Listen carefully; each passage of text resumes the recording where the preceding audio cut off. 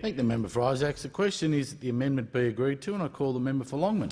Thank you, Mr Deputy Speaker. Mr Deputy Speaker, the suite of deregulation legislation for debate before the House is the largest single reduction of federal law in the nation's history.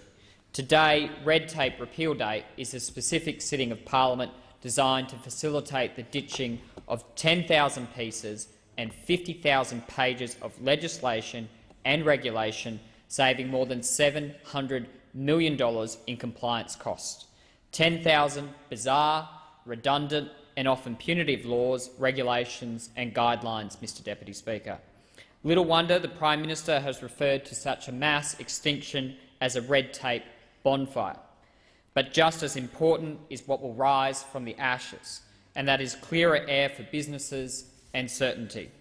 As a result of this landmark day, government will be that much further from sight, that much less a practitioner of meddlesome oversight, so that our lives are less cluttered, so that businesses especially can free their arms and breathe and grow again.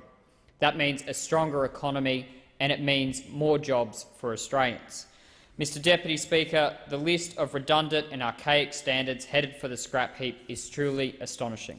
For example, job service providers will no longer be forced to keep paper records of applications, a requirement that demands thousands of filing cabinets just to hold them.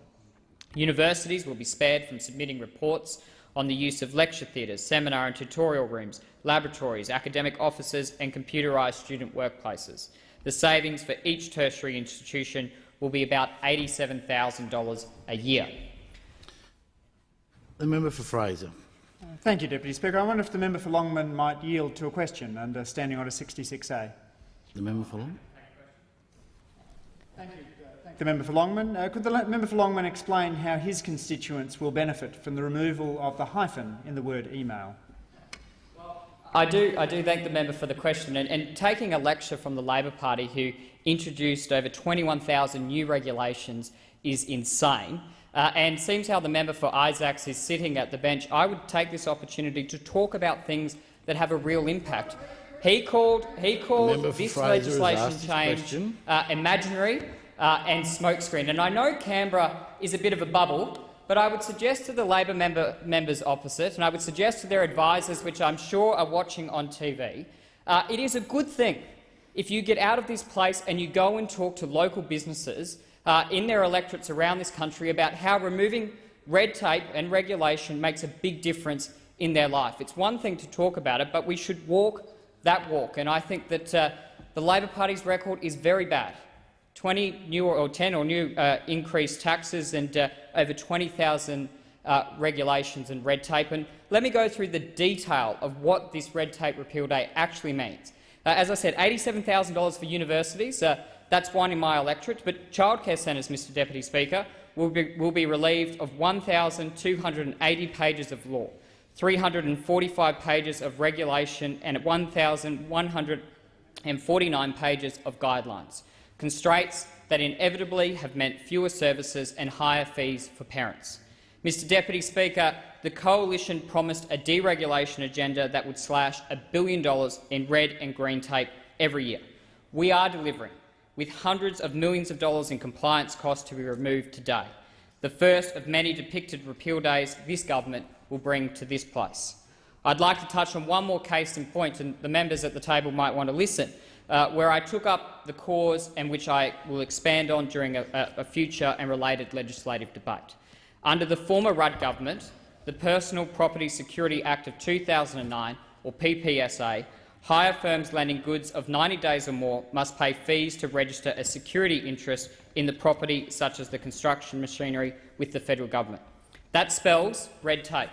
But what's worse is that the bizarre configuring of the law means if they do not register, they risk losing the equipment if the business to which they are hiring the goods becomes insolvent. A liquidator may actually be able to take back a title and sell the property to help pay back creditors.